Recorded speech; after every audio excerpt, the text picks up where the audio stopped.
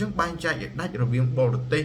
ដែលធ្វើការវឹកហាត់នៅក្នុងក្លឹបខ្មែរដែលមានគ្រូបង្វឹកក៏ដូចជាស្ថាបនិកក្លឹបហ្នឹងជាអ្នកគ្រប់គ្រងហ្នឹងគឺជាជនជាតិខ្មែរនិងកីឡាករដែលមកមិនបានវឹកហាត់ក្នុងស្រុកខ្មែរជាប់យន្តមិនបានរស់នៅស្រុកខ្មែរទេគ្រាន់តែជាយន្តហោះមកវាយដល់ថ្ងៃដែលវាហើយឡើងយន្តហោះទៅវិញបាទអញ្ចឹងបែងចែកដាច់បងប្អូនកីឡាករបរទេសដែលលក្ខណៈថាមកគាត់ជាយន្តហោះមកវាយហើយទៅវិញបងប្អូនមិនគ្រប់ត្រអានេះជារឿងមួយដែលត្រឹមត្រូវប៉ុន្តែ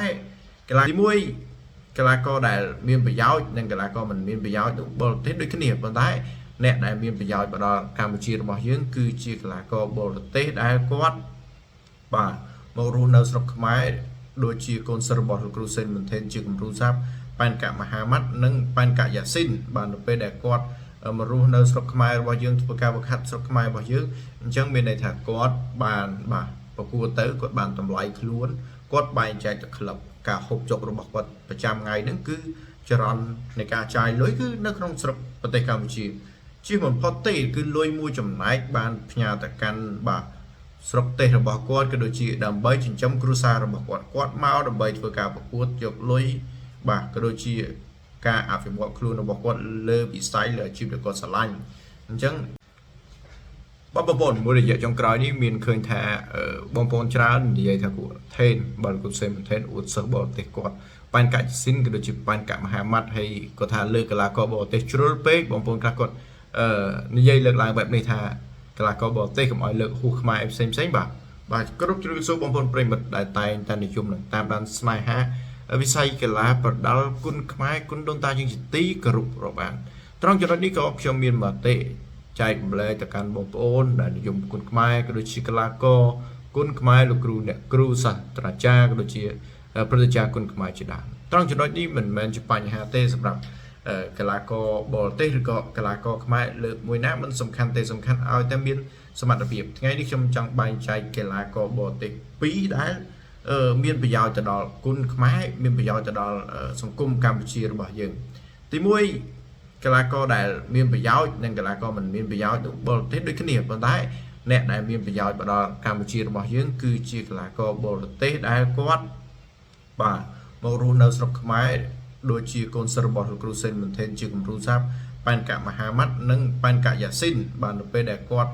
មករស់នៅស្រុកខ្មែររបស់យើងធ្វើការវឹកហាត់ស្រុកខ្មែររបស់យើងអញ្ចឹងមានន័យថាគាត់បានបាទប្រកួតទៅគាត់បានតម្លៃខ្លួនគាត់បែងចែកទៅក្លឹបការហូបចុករបស់គាត់ប្រចាំថ្ងៃហ្នឹងគឺចរន្តនៃការចាយលុយគឺនៅក្នុងស្រុកប្រទេសកម្ពុជាជាបំផុតទេគឺលុយមួយចំណែកបានផ្ញើទៅកាន់បាទស្រុកទេសរបស់គាត់ក៏ដូចជាដើម្បីចិញ្ចឹមគ្រួសាររបស់គាត់មកដើម្បីធ្វើការប្រកួតយកលុយបាទក៏ដូចជាការអភិវឌ្ឍខ្លួនរបស់គាត់លើវិស័យលើអាជីពដែលគាត់ស្រឡាញ់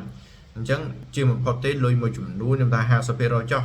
បានទៅកាន់បាទស្រុកទេសរបស់គាត់ក្រុមគ្រួសាររបស់គាត់ហើយមកចំណាយទៀត 50% បានមកចូលក្លឹបក៏ដូចជាការផ្គត់ផ្គង់ជីវភាពការហូបចុករបស់គាត់ប្រចាំថ្ងៃទាំងឯងបាទនេះទី1ហើយទី2នេះគឺជួយបាទជំរុញកម្លាំងទៅដល់កីឡាករគុណខ្មែរដែលក្នុងនាមយើងជាម្ចាស់ស្រុកគឺมันអាចអោបដៃលេងដងបានទេយើងត្រូវតែប្រឹងបើមិនអញ្ចឹងទេអ្នកមកពីក្រៅប្រមូលពៀនប្រមូលខ្សែប្រមាថកវ៉ាត់ប្រមូលប្រយោជន៍ផ្សេងលុយកាក់ផ្សេងទៅកាន់ស្រុកគេអស់បាទនេះជាចំណុចមួយកីឡាករដែលមិនមានប្រយោជន៍បាទមកដល់សង្គមកម្ពុជាក៏ដូចជាគុណខ្មែរហ្នឹងគឺជាកីឡាករដែលមកមិនបានវឹកហាត់នៅក្នុងស្រុកជាងទេគ្រាន់តែជាយន្តហោះមកវាចាប់គឺគេឡើងទៅវិញបាទបងប្អូនណាត្រង់ចំណុចនេះមែនតើទៅការប្រកួតរបស់បរទេសទាំងនោះគឺគាត់ចាយលុយកញ្ចប់ដែលយើងជាអ្នករៀបចំកម្មវិធីយើងជាផលិតករកម្មវិធីគុណខ្មែរដែលជួលពួកគេយកមកវាយយើងនិយាយស្រួលស្ដាប់ជួលពួកគេមកវាយអញ្ចឹងយើងប៉ាវទាំងសបុតយន្តហោះយើងប៉ាវទាំងសបុតឡានទាំងការហូបចុកស្នាក់នៅគឺនៅលើអ្នករៀបចំទាំងអស់ពួកគេដែលមកប្រកួតនឹងគេយកលុយមកកញ្ចប់គឺទៅចាយស្រុកគេតែម្ដងគឺมันមានប្រយោជន៍អីមកកាន់សង្គមកម្ពុជាយើងអីបន្តិចសោះបាទពេលខ្លះមកនឹងឈឺពងមកនឹងមុំដេកដួលទៅបាត់អញ្ចឹងបែងចែកឲ្យដាច់រវាងបរទេសដែលធ្វើការវឹកហាត់នៅក្នុងក្លឹបខ្មែរដែលមានគ្រូបង្វឹកក៏ដូចជាស្ថាបនិកក្លឹបហ្នឹងជាអ្នកគ្រប់គ្រងហ្នឹងគឺជាជនជាតិខ្មែរនិងកីឡាករដែលមកមិនបានវឹកហាត់ក្នុងស្រុកខ្មែរជាប់យន្តមិនបានរស់នៅស្រុកខ្មែរទេគ្រាន់តែជាយន្តហោះមកវាយដល់ថ្ងៃដែលវាយហើយឡើងយន្តហោះទៅវិញបាទអញ្ចឹងបែងចែកឲ្យដាច់បងប្អូនក កីឡាករបរទេសដែលលក្ខណៈថាមកគាត់ជាយន្តហោះមកវាយឲ្យទៅវិញបងប្អូនមិនគ្រប់ត្រអានេះជារឿងមួយដែលត្រឹមត្រូវប៉ុន្តែកីឡាករដែលមានការបណ្ដោះបណ្ដាលបង្ខាត់ដោយលោកគ្រូសេនបន្ថែនដោយលោកគ្រូផ្សេងទៀតដែលមករស់នៅប្រចាំហូបចុកបាចាយវានៅលើស្រុកខ្មែរកាត់តម្លៃខ្លួនមកភាគទៅកាន់ក្លឹបរបស់ខ្មែរយើងនេះគឺជារឿងមួយដែលយើងលើកទឹកចិត្តក៏ដូចជាប៉ែនកាក់យ៉ាស៊ីនប៉ែនកាក់មហាម៉ាត់បើសិនជាមកក្លឹបមានតែត្រឹមតែ5កីឡាករបរទេស5ខ្ញុំគាត់ថាវាជារឿងមួយដែលល្អមែនតើរឿងមួយដែលល្អមែនតើដែលធ្វើឲ្យម្ចាស់ស្រុករបស់យើងម្ចាស់ក្បាច់គុណហ្នឹងគឺអាចនៅស្ងៀមទេបើសិនជាខ្ញុំមិនហាត់បាទបរទេសអស់ហ្នឹងគឺវាយកខ្សែក្បាត់យកពៀនយកថវិកា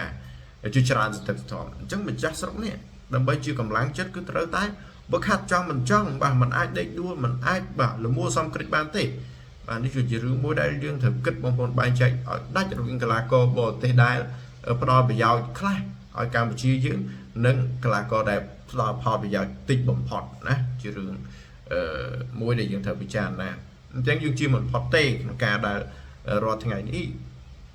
យើងត្រូវការកីឡាករបរទេសមកប្រកួតសង្គ្រាមយើងមានច្រើនម្ចាស់ឧបត្ថម្ភកម្មវិធីយើងក៏មានច្រើនអញ្ចឹងយើងជឿមិនផុតទេតែធ្វើមិនដែលយើងគិតថាឲ្យវានៅលក្ខខណ្ឌក្នុងចំណេញមកកាន់សង្គមកម្ពុជាយើងក៏ដូចជាគុណខ្មែរយើងកាន់តែច្រើនបាទយើងជឿមិនផុតទេបងប្អូនចង់ចាប់គូខ្មែរប្រកួតគ្នារាល់ថ្ងៃនេះធនធានកីឡាយើងមិនមានច្រើនទេអញ្ចឹងយើងអាចប្រកួតបាទដោយសម័យកូវីដបើថាអូគេលើកឡើងថាសម័យកូវីដហេតុអីមិនជិះចាប់បាទសង្គ្រាមយើងប្រមាណបងប្អូនសង្គ្រាមយើងប្រមាណយើងបើប្រៀបធៀបទៅការឡើងបច្ចុប្បន្នការឡើងច្រើនបាទការឡើងច្រើនអញ្ចឹងហើយធ្វើឲ្យពិបាកក្នុងការចាប់គូបាទអញ្ចឹងធនធានកីឡាយើងជាបំផុតទេក្នុងការយកកីឡាករមកពីបរទេសអញ្ចឹងសរុបរួមមកបរទេសដែលយើងយកមកប្រកួតគុណខ្មែរគឺមានគុណសម្បត្តិនិងគុណវិបត្តិដោយខ្ញុំរៀបរាប់នេះគ្រាន់ជាការចែកម្លែកតិចតួចទៅកាន់បងប្អូនដែលនិយមគុណខ្មែរបានជ្រាបបាទសាធារណជនគុណខ្មែរណាតែមួយទៀតអ្វីដែលខ្ញុំចង់លើកឡើងដូចអ្នកខ្លះថាគុណថេនគាត់អួតគាត់មិនអួតទេធម្មតាកីឡាដែលមានសមត្ថភាពមិនថាខ្មែរបរទេសទេគឺស្ថានីយ៍អ្នករៀបចំការប្រកួតអ្នកផលិតករកម្មវិធីគុណខ្មែរហ្នឹងគឺគេចាប់អារម្មណ៍គេចង់បានណាដោយសារអីមានការគ្រប់គ្រងពីសំណាក់បងប្អូនដែលនិយមគុណខ្មែរហ្នឹងឯងអញ្ចឹងបានគេចង់បានយកទៅប្រកួតនៅក្នុងស្ថានីយ៍គេដើម្បីជាការចាប់អារម្មណ៍ជាការចូលរួមទស្សនាបានច្រើនហ្នឹងឯងណាបងប្អូនអញ្ចឹងគូថេនបើតាមខ្ញុំស្គាល់គាត់មិនគាត់មិនដែរអួតទេបាទមិនដែរអួតទេតែតងកីឡាគាត់ការសម្ភារផ្សេងក៏គាត់មិនសូវជាអួតអីដែលគាត់លេងសើចណាស់តែជាមួយគ្រូផាន់គូឆ្នើមពុកម៉ាក់គាត់នឹងឯងបាទខ្ញុំមានតែប៉ុណ្្នឹងទេបងប្អូនណាមានចំណុចខ្វះខាតលើលុះត្រង់ណាក៏សូមខន្តីអភ័យទោសពីសំណាក់បងប្អូនដែលនិយមគុណខ្មែរផងដែរបាទសូមអរគុណសូមគោរពលា